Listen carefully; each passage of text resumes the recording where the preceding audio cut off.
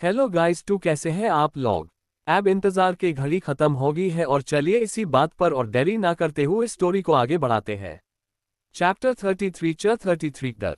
अब ये कहकर रोनित वहां से बाहर चला गया। वही राज भी उसके पीछे पीछे चला गया। उन दोनों के जाने के बाद अहान शांत होकर जब अपनी आंखें खोलता है तो अपने सामने राज और रोनित को ना पाकर अहान बोला, अब ये दोनों कहाँ गायब हो गए। अभी तो यही थे। अहान अपने दाएं बाएं देखकर बोला, कहीं किसी चुड़ैल को देख डरकर यहाँ से भाग तो नहीं गए। ये कहते वक्त अहान का चेहरा डर से पीला पड़ गया।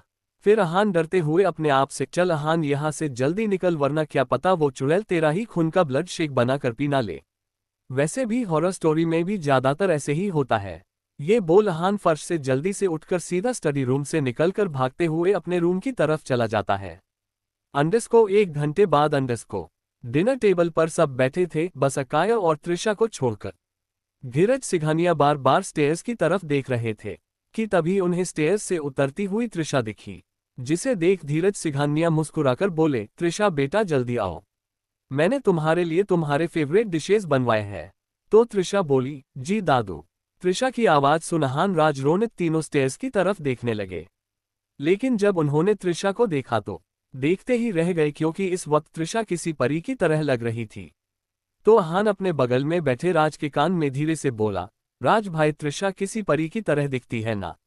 राज ने कहा, हाँ अहान तू सही बोला, वह सच में किसी परी की तरह दिखती है।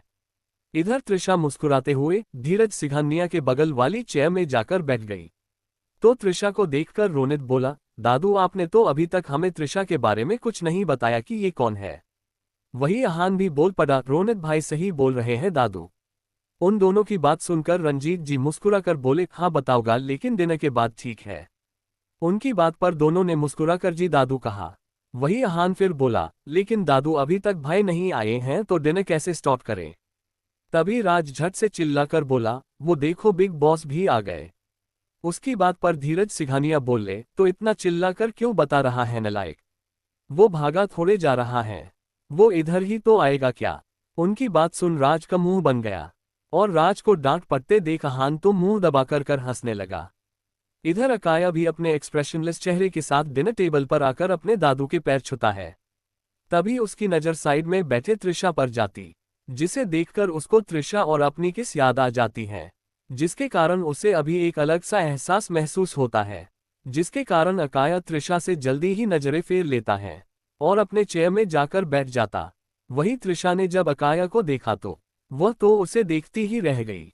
अकाया ने इस वक्त ब्लैक शर्ट और ब्लैक पैंट पहना था और हाथ में वॉच पहना था, जिसमें में वो बहुत ही हैंडसम लग रहा था। त्रिशा की नजरें अकाया से हट ही नहीं रही थीं।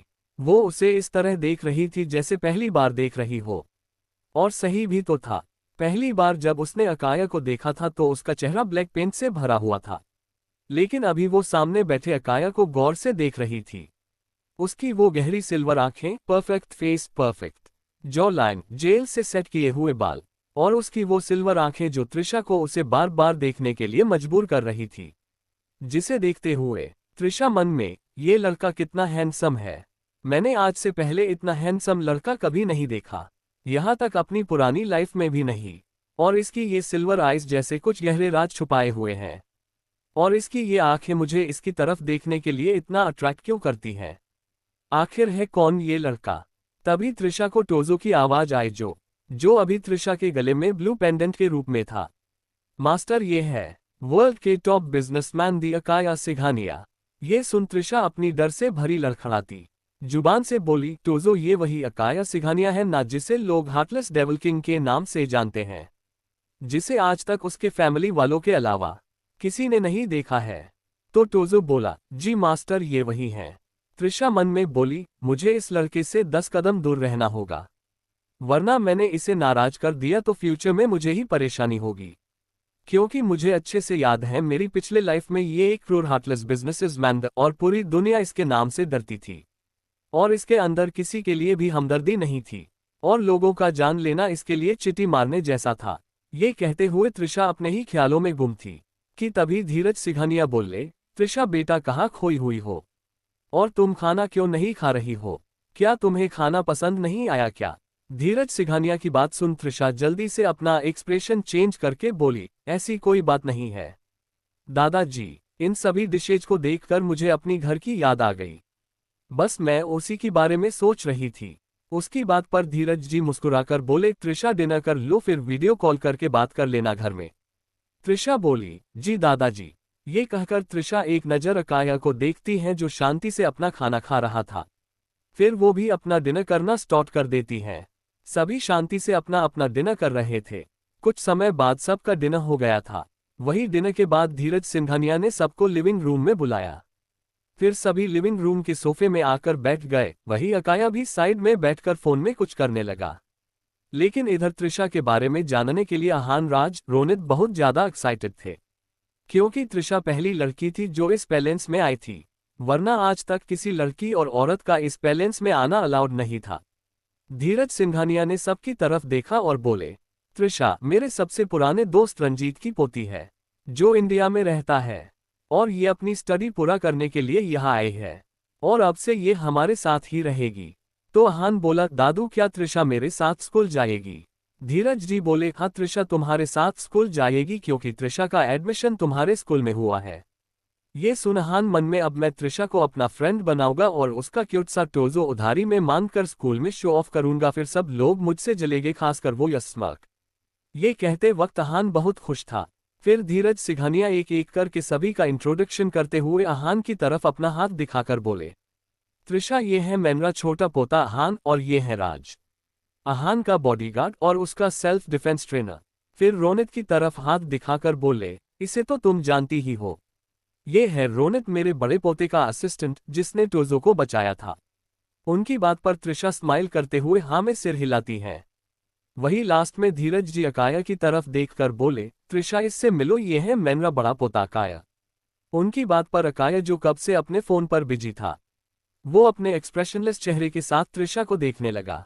वही त्रिशा भी उसे अपनी नीली आंखों से देखने लगी, जिसके कारण दोनों की नजर आपस में टकरा गई, जिसके कारण त्रिशा ने अकाया से अपनी नजरें हटा ली। वही अकाया के फोन में कॉल आने के बाद वह बिना किसी से कुछ कहे वहां से उठकर चला गया। 34 अहान और राज में तकरार। अब वही त्रिशा भी उसे अपनी नीली आंखों से देखने लगी, जिसके कारण दोनों की नजरें आपस में टकरा गई, जिसके कारण त्रिशा ने अकाया से अपनी नजरें हटा ली। वही अकाया के फोन में कॉल आने पर वह बिना किसी से कुछ कहे वहां से उठकर चला गया। त्रिशा ने अकाया को जाते हुए देखा और मन ही मन सोचा, ये लड़का तो बहुत ही अजीब है, क्या ये हमेशा ऐसा ही करता है? ओ गॉड, मैं भी इसके बारे में क्यों सोच रही हूँ? मुझे तो बस इससे दूर रहना है, और वो भी जितना हो सके उतना, वही मेरे लिए अच्छा है। त्रिशा ने खुद को समझाया और फिर वापस धीरज सिंघानिया की बातों पर ध्यान देने लगी। इसी बीच अहान ने त्रिशा के पास आकर धीरे से कहा, त्रिशा तुम स्कूल में मेरे पास ही रहना, ओके? और अगर किसी ने तुम्हें परेशान किया तो तुम मुझे बताना, मैं उन्हें अच्छे से सबक सिखाऊंगा। उद्धरण चिन्ह। त्रिशा उसकी बात सुनकर हल्का सा मुस्कुराए और बोली, ठीक है अहान, लेकिन पहले ये बताओ तुम्हारा स्कूल कैसा है? स्कूल? वो तो बहुत ही मस्त है, और मैं अपने स्कूल का टॉपर हूँ, और तुम्हें स्टडी में कुछ प्रॉब्लम हो तो तुम मुझसे पूछ सकती हो, अहान ने बड़े गर्व से कहा। तभी राज ने अहान को हल्के से घूरते हुए कहा, अहान त्रिशा को परेशान मत करो, स्कूल की बातें बाद में कर लेना, अभी दादाजी की बात सुनो। राज की बात सुन अहान ने मुंह बनाकर बोला, ठीक है ठीक है राज भाई, मैं तुम्हारी बात मानता हूँ। फिर अहान धीरज सिंघानिया की तरफ देखने लगा। वही धीरज सिंघानिया गंभीर लेकिन प्यार से बोले, राज, रोनित और अहान तुम लोग ध्यान से सुनो, त्रिशा इस घर में नहीं है तो उसका तुम तीनों अच्छे से ख्याल रखना और उससे अच्छे से पेश आना, जिससे त्रिशा को किसी भी चीज से परेशानी नहीं होनी चाहिए। तो तीनों एक साथ मुस्कुराकर बोले, जी दादाजी। फिर धीरज सिंघानिया त्रिशा की तरफ देखकर प्यार से बोले, त्रिशा तुम इस घर में बिल्कुल भी अकेली महसूस मत करना, तुम अब से हमारे फैमिली का एक हिस्सा हो और हम सब तुम्हारे साथ है। अगर तुम्हें किसी चीज की जरूरत हो तो तुम बिना झिझक के हमें बताना। त्रिशा ने एक हल्की सी मुस्कान के साथ जवाब दिया, जी दादाजी। उसका दिल भर आया और वह महसूस करने लगी कि यहाँ वह अकेली नहीं थी। ये परिवार सच में बहुत प्यार करने वाला था। फिर थोड़ी देर तक सभी लोग एक दूसरे से बातें करते रहे, कभी मजाक, कभी हंसी ठिठोली तो कभी गंभीर बातें। हर कोई अपना अनुभव साझा कर रहा था और त्रिशा धीरे धीरे महसूस करने लगी कि यह परिवार सच में बहुत प्यारा था। वहीं आहान ने त्रिशा से फिर से कहा, त्रिशा मैं तुम्हें एक मजेदार बात बताता हूँ। फिर अपनी हंसी कंट्रोल करते हुए बोला, एक बार राज भाई सो रहे थे। ये बोलकर वो राज की तरफ देखने लगा। आहान की बात सुनकर सभी की आंखों में चमक आ गई और राज उसे गुस्से से घूरकर देख रहा था। त्रिशा थोड़ी सी उलझन में थी, लेकिन फिर भी उसने उत्सुकता से पूछा, आगे क्या हुआ था आहान? आहान हंसी रोकते हुए बोला, वो एक दिन सो रहे थे और मैंने चुपके से उनके बेड के नीचे एक छोटा सा नकली चूहा रख दिया जो रिमोट कंट्रोल से चलता था। बस फिर क्या था, राज भाई को जब चूहे का एहसास हुआ तो वो डर के मारे बिस्तर से कूद पड़े और पूरे रूम में चूहा चूहा बोलकर भागने लगे। मैं सोफे के पीछे छुपा हुआ था और राज भाई को चुपके से देख रहा था। तभी मैंने अपने हाथ में पकड़े रिमोट कंट्रोल की हेल्प से उस छोटे से चूहे को रिमोट से कंट्रोल करते हुए राज भाई के पीछे दौड़ा दिया। राज भाई ने जब उसे अपने पास आता देखा तो उनका चेहरा इतना डर से बिगड़ा कि जैसे उन्होंने अपनी जान ही खो दी हो। डर के मारे वह चिल्लाए और दौड़ते हुए पैलेस से बाहर निकले और गार्डन में आकर एक छोटे से पेड़ पर चढ़ गए, जैसे उनकी जान बस उसी पेड़ में हो। उनकी आवाज सुनकर सब लोग बाहर आ गए। दादाजी ने देखा कि राज भाई छोटे से पेड़ पर चढ़े हुए हैं तो उन्होंने पूछा, राज तुम उस छोटे से पेड़ पर क्यों चढ़े हो? राज भाई तो पूरी तरह से घबराए हुए थे। उन्होंने झट से जवाब दिया, चूहा चूहा। और डर के मारे वह इतने जोर से चिल्लाए कि पेड़ का तना भी टूट गया और बस अगले पल राज भाई हवा में उड़ते हुए नीचे गिरे। उनका चेहरा इतना अजीब था जैसे किसी ने उनकी सारी जान निकाल ली हो। ये सुन सब उस दिन को याद कर हंसी से लोटपोट हो गए। त्रिशा भी पेट पकड़कर हंस रही थी और राज तो शर्म के मारे सिर झुकाए वही सोफे में बैठा रहा। अब उसे लग रहा था कि उस चूहे से ज्यादा खतरनाक तो उसका गिरना था। त्रिशा की हंसी अभी तक रुकने का नाम नहीं ले रही थी। उसकी हंसी सुनकर बाकी सब भी और हंसने लगे थे। अचानक राज ने सिर उठाया और एक गहरी सांस ली और बोला, बस अब हो गया। आप लोग अब मेरा ज्यादा मजाक मत उड़ाओ। ये बात तो बहुत पुरानी हो गई है। मैं भी भूल गया हूँ और आप लोग भी भूल जाओ। उसकी बात पर आहान हंसते हुए बोला, कैसे भूल जाए राज भाई? आपका गिरना इतना मजेदार था कि चूहे को भी शर्म आ गई थी। ये सुनते ही सब हंसते हंसते लोटपोट हो गए। त्रिशा की हंसी तो जैसे फिर से शुरू हो गई थी और बाकी सब भी खुद को हंसने से रोक नहीं पा रहे थे। राज को अब यह महसूस होने लगा था कि शायद इस मजाक को हमेशा के लिए भूल पाना थोड़ा मुश्किल होगा। लेकिन उसने भी सोचा कि कोई बात नहीं, परिवार और दोस्तों के बीच थोड़ी मस्ती तो चलती रहती है। सभी के चेहरे पर खुशी और अपनापन था, जिसे देख त्रिशा ने मन ही मन सोचा, ये घर वाकई में बहुत अच्छा है, जहां हर रिश्ते में प्यार, देखभाल और थोड़ी सी शरारत झलकती थी। शायद इस घर में रहना उतना मुश्किल नहीं होगा जितना मैंने सोचा था। इन सब में त्रिशा को आहान बहुत अच्छा लगा, खास करके उसकी वो फनी बातें जिसके कारण आहान और त्रिशा की बॉन्डिंग बहुत अच्छी हो गई थी। ऐसे ही सब लोग कुछ टाइम तक बात किए फिर अपने अपने रूम में चले गए।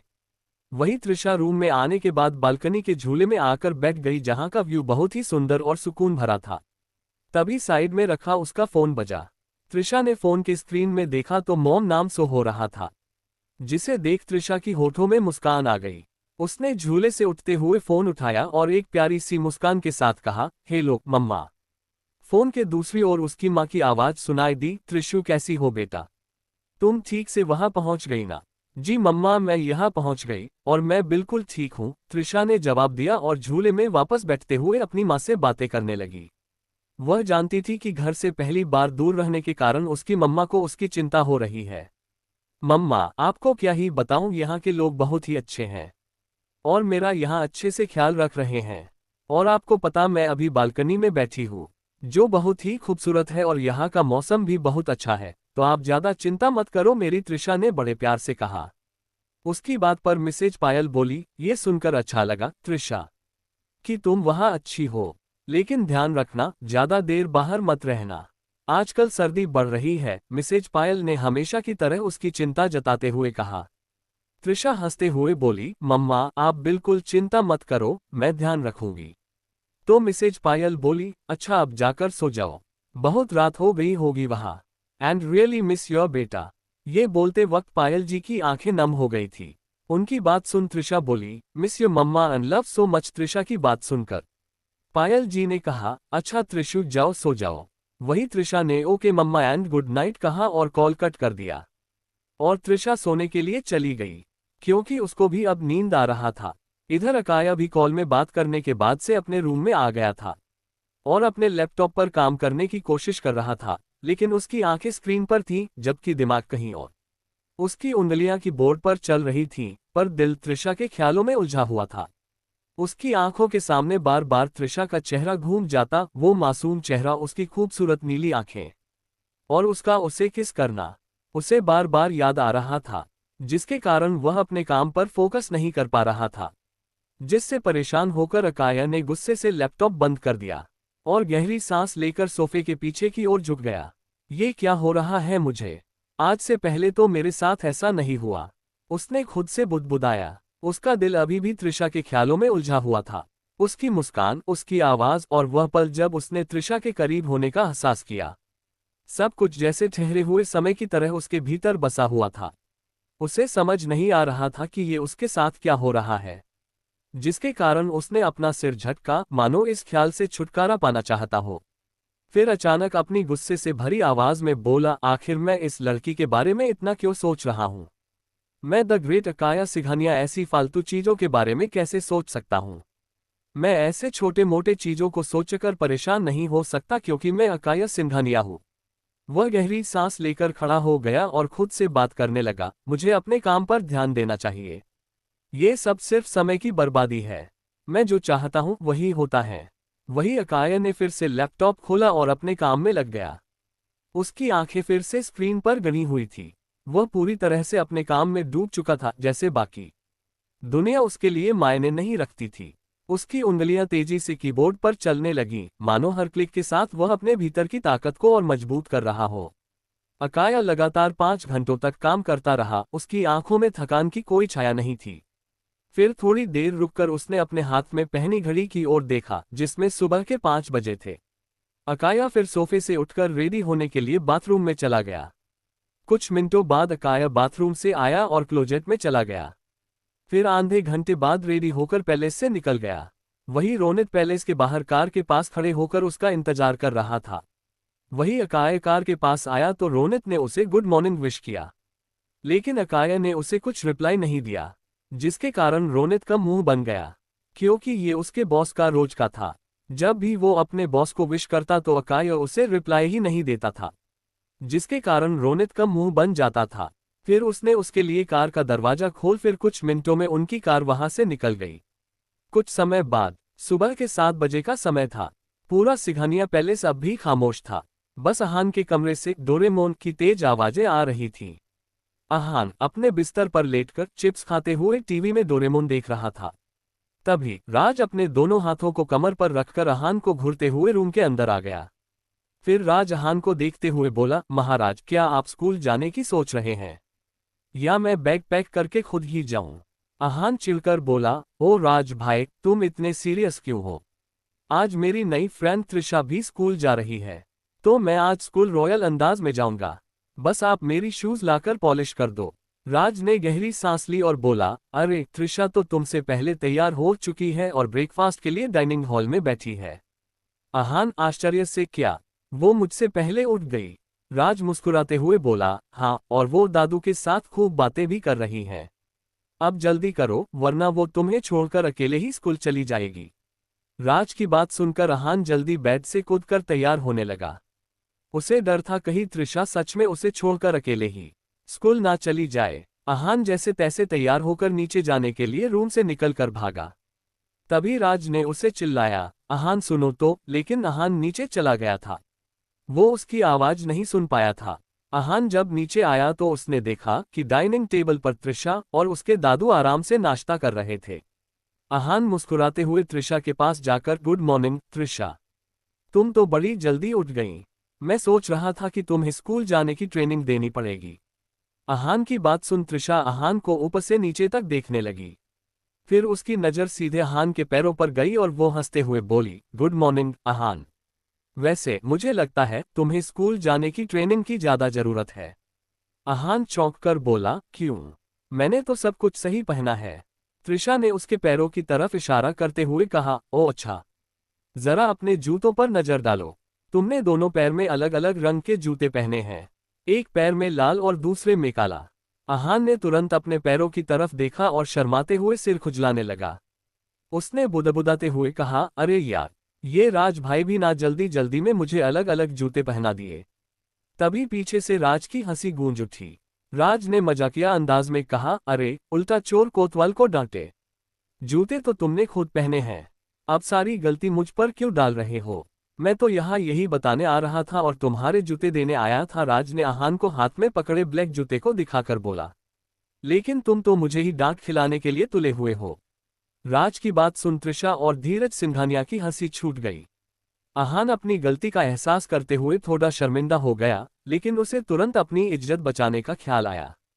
उसने राज की बात को हल्के में लेने का फैसला किया और मजाकिया अंदाज में बोला, अरे राज भाई, आप मेरे जूते लेकर आए हो, इसके लिए शुक्रिया। लेकिन ये बताओ, इतने नए और चमचमाते जूते पहनकर आपने मेरे पुराने जूते उठाने की जहमत क्यों उठाए?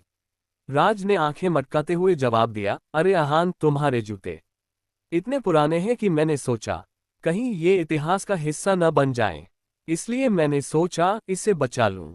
ये सुनकर आहान ने पलटवार किया, इतिहास का हिस्सा?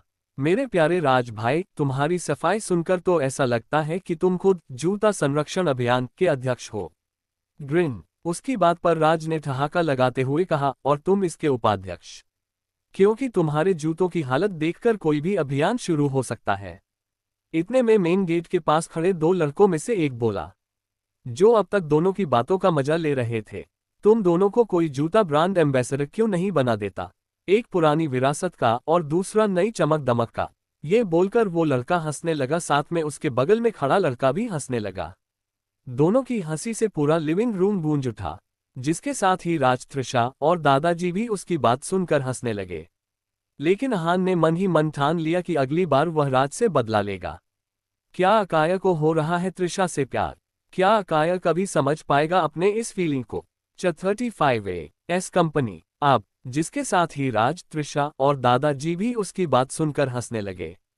लेकिन आहान ने मन ही मन ठान लिया कि अगली बार वह राज से बदला लेगा। मेनन गेट पर खड़े वो दो लड़के और कोई नहीं, शिविन और आदित्य थे, जो अब तक गेट के पास खड़े होकर मजे ले रहे थे। अब दोनों डाइनिंग हॉल की तरफ बढ़ने लगे। दोनों की हंसी अभी भी जारी थी। त्रिशा ने जब उन दोनों को देखा तो हैरान होते हुए मन में बोली, ये तो शिविन ओबरॉय और आदित्य रॉय हैं। ये दोनों यहाँ क्या कर रहे हैं? कहीं सिंघानिया परिवार से इनका कोई कनेक्शन तो नहीं है? लेकिन मैंने जितना इनके बारे में रिसर्च किया था, ऐसा तो मुझे कुछ भी नहीं मिला था।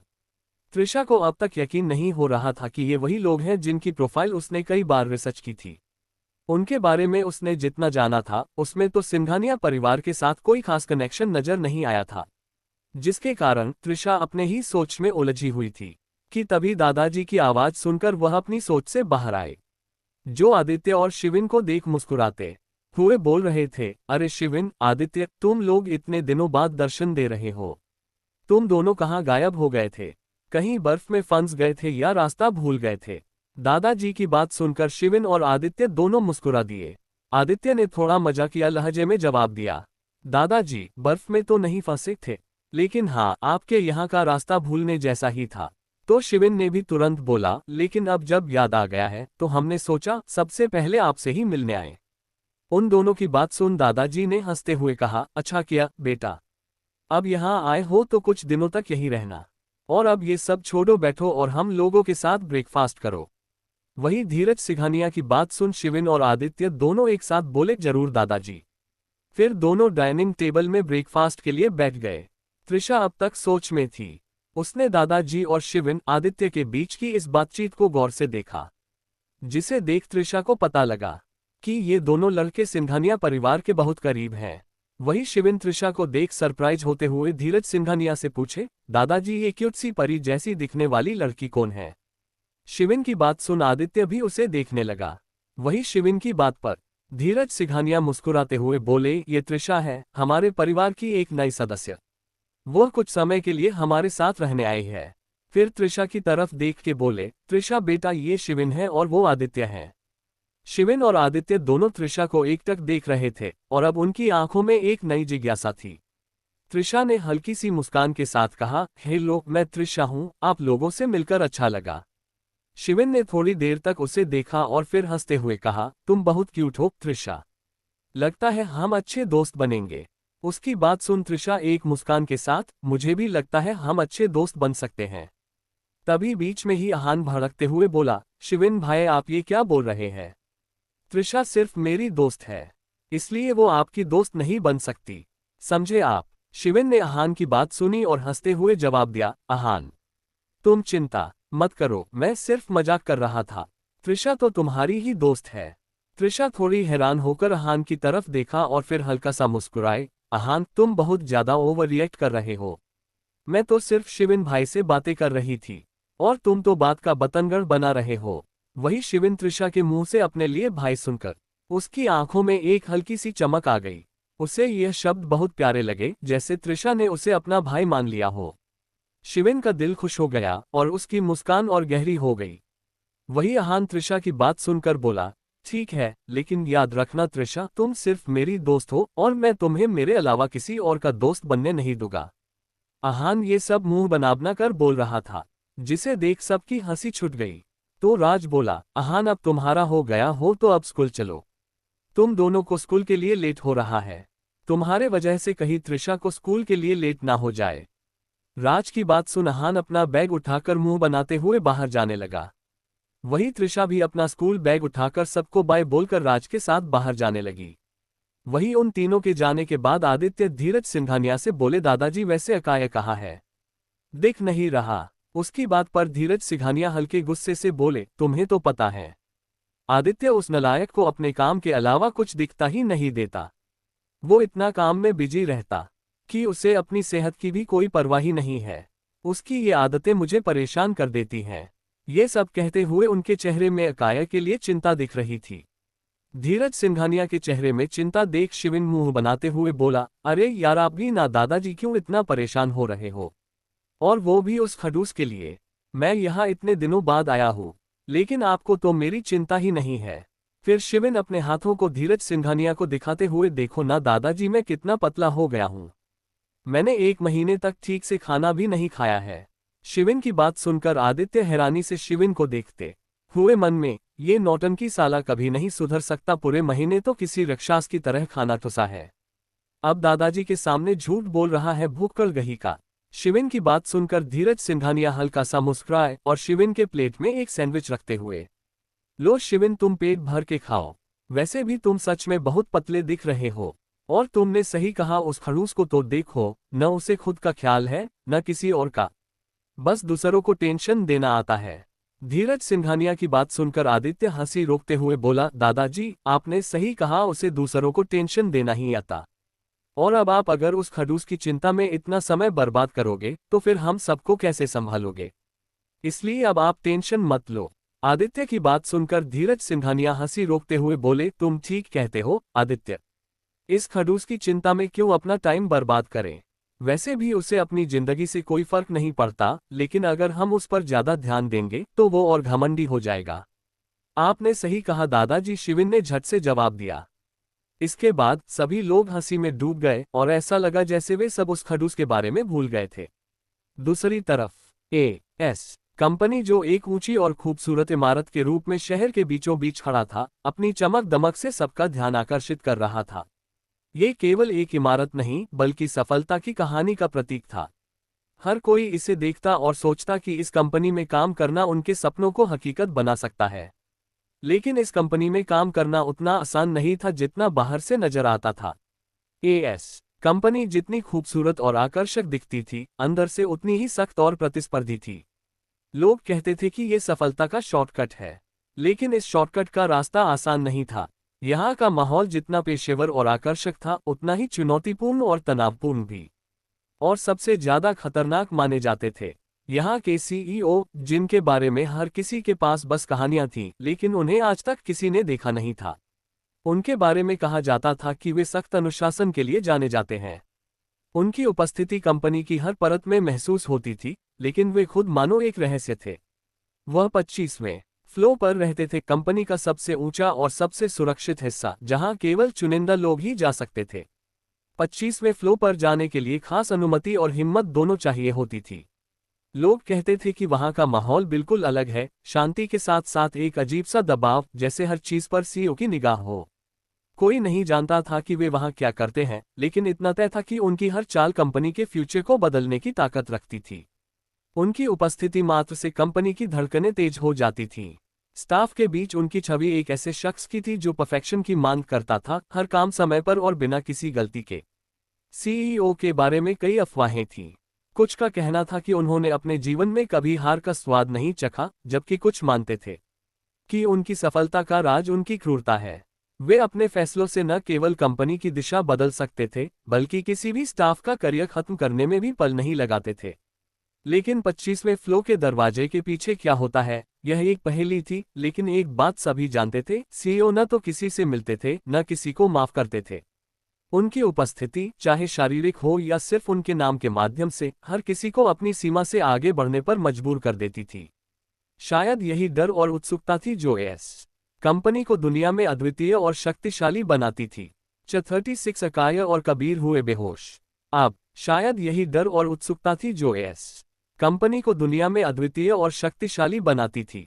वही 25th फ्लोर के बने केबिन में एक लड़का अपने चेयर पर पैरों को मोड़कर बैठा हुआ था। उसकी आंखों में गहराई और चेहरे पर ऐसी सहजता थी मानो पूरी दुनिया उसकी मुट्ठी में हो। वह लड़का और कोई नहीं बल्कि अकाया सिघानिया था, एएस कंपनी का सीईओ। एक ऐसा चेहरा जिसे कभी किसी ने देखा नहीं था। तभी किसी ने उसके केबिन के दरवाजे को नॉक किया, जिसे सुनकर अकाया बोला, कम इन। उसकी आवाज गहरी और ठंडी थी, जो किसी के भी मन में भय पैदा कर सकती थी। तभी दरवाजे को धीरे से खोलते हुए रोनित ने अपने कदम अंदर रखे। रोनित के कदम बहुत धीरे थे, जैसे वह खुद को सुरक्षित महसूस करने के लिए हर कदम को सोच समझकर उठा रहा हो। उसने दरवाजा पूरी तरह से खोलते हुए अंदर कदम रखा। अकाया के सामने खड़े होते हुए रोनित ने सिर झुका लिया और उसकी आंखों में एक डर और सम्मान का मिश्रण था। अकाया का चेहरा जो किसी ग्रीक गॉड की तरह था, लेकिन पता नहीं क्यों पर रोनित को उसके सुंदर चेहरे से डर लग रहा था। रोनित सर झुकाकर बोला, बॉस रंधावा इंडस्ट्री के साथ जो मीटिंग होनी थी वो। अकाया ने बिना किसी भाव के उसे देखा। उसकी आंखें इतनी गहरी और ठंडी थीं कि रोनित को लगा कि आज उसके शरीर से उसकी आत्मा निकल जाएगी। वो क्या रोनित? अकाया ने गहरे और रौबदार लहजे में कहा। उसकी आवाज में एक सख्त लेकिन आकर्षक गंभीरता थी। रोनित ने एक पल के लिए गहरी सांस ली और बोला, वो बॉस मीटिंग का समय थोड़ा बदलना पड़ा। मिस्टर रंधावा को आज कोई जरूरी प्रोजेक्ट पर काम करना था, इसलिए उन्होंने कल सुबह के लिए रिक्वेस्ट की है। अकाया ने अपनी कुर्सी पर पीछे झुकते हुए अपनी उंगलियों को आपस में जोड़ा और अपनी खतरनाक गहरी आवाज में, कल सुबह।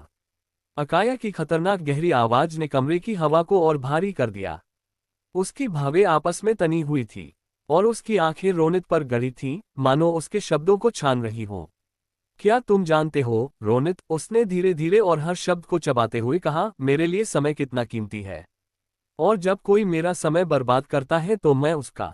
उसने अपनी बात बीच में रोक दी और उसके होठ हल्के से मुड़े, जो देखने में बहुत खतरनाक लग रहा था, जिसे देख रोनित के हाथ पैर पसीने से भीग गए। उसने हल्के से सिर झुकाया और कहा, बॉस मैं समझ गया। कल तक रंधावा इंडस्ट्री दिवालिया हो जाएगा और उसके कंपनी का नामोनिशान भी इस शहर में नहीं रहेगा। रोनित की बात सुन अकाया बोला, गुड जॉब, बट तुम आगे से ध्यान रखना कि ऐसी यूजलेस कंपनियों से हमारा कनेक्शन नहीं होना चाहिए जो कभी टाइम की वैल्यू नहीं करते। और हाँ, मेरा इसके बाद का शेड्यूल बताओ क्या क्या है। अकाया की आवाज में एक ठंडी चेतावनी थी, जिसने रोनित को और भी सतर्क कर दिया। रोनित ने सिर झुकाते हुए अपनी घबराहट को काबू करने की कोशिश की और फिर धीरे से बोला, जी बॉस, अगले आधे घंटे में आपका अपॉइंटमेंट है डॉक्टर कबीर के साथ। उसके बाद आपको एक मीटिंग भी अटेंड करनी है और शाम को 7 बजे आपको मिस्टर राय के साथ एक क्लाइंट डिनर के लिए जाना है। अकाया ने रोनित की ओर ध्यान से देखा। उसकी आंखें बिल्कुल ठंडी थी। वह चुपचाप रोनित की बात सुन रहा था। रोनित ने अपनी बात पूरी की और फिर एक हल्की सांस ली, जैसे कुछ बोला ही नहीं था। अकाया ने आखिरकार धीरे से कहा, ठीक है, सब कुछ समय पर होना चाहिए, कोई भी गलती नहीं होनी चाहिए। फिर उसने एक गहरी सांस ली और कांच की खिड़की से बाहर झांकते हुए बोला, जाओ जल्दी से कार तैयार करो। रोनित ने ओके बॉस कहा। फिर अपने हाथ में पकड़े आईपैड में उसने कुछ लिखा। उसे अकाया की गंभीरता का एहसास हो गया था और वह उसे ग्रिड करके वहां से चला गया। कुछ समय बाद अकाया की कार कंपनी के बेसमेंट से बाहर निकली।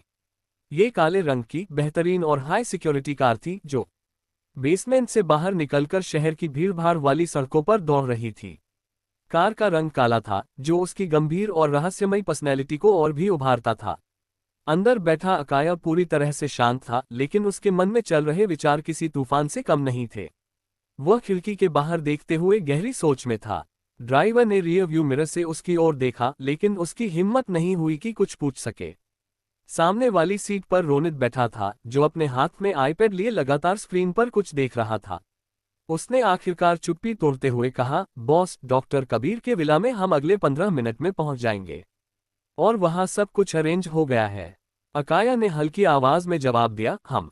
उद्धरण चिन्ह। वह चुपचाप फिर खिड़की के बाहर देखने लगा। गाड़ी शहर के भीड़भाड़ वाले इलाकों को पार कर एक शांत सड़क पर आ गई। दूर से दिख रहा था कि गाड़ी एक हाई प्रोफाइल प्राइवेट लोकेशन की ओर जा रही थी। इस रास्ते के दोनों ओर ऊंची ऊंची इमारतें थीं, लेकिन वहां एक अजीब सी खामोशी थी। रोनित ने हल्के स्वर में पूछा, बॉस, क्या आपको लगता है कि रंधावा इंडस्ट्री की डील को कैंसिल करना सही रहेगा? वो प्रोजेक्ट हमारे लिए भी फायदेमंद हो सकता था। अकाया ने उसे एक तेज, घूरती हुई नजरों से देखा और बोला, फायदा? हम उन लोगों से फायदा नहीं लेते जो टाइम की कद्र नहीं करते। उन्हें सबक सिखाना जरूरी है। जो समय को नहीं समझते, उन्हें हमारे साथ काम करने का कोई हक नहीं है।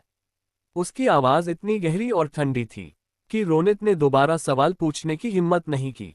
फिर रोनित ने तुरंत अपनी सीट पर सीधे बैठने की कोशिश की। कार आखिरकार एक बड़े और आलीशान विला के सामने रुक गई।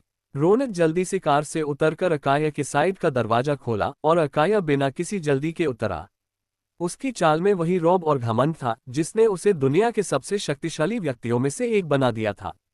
जैसे ही वह विला के अंदर गया, रोनित वही कुछ बॉडीगार्ड्स के साथ बाहर खड़ा रहा, क्योंकि इस विला के अंदर अकाया और कबीर के अलावा किसी को जाने की परमिशन नहीं थी।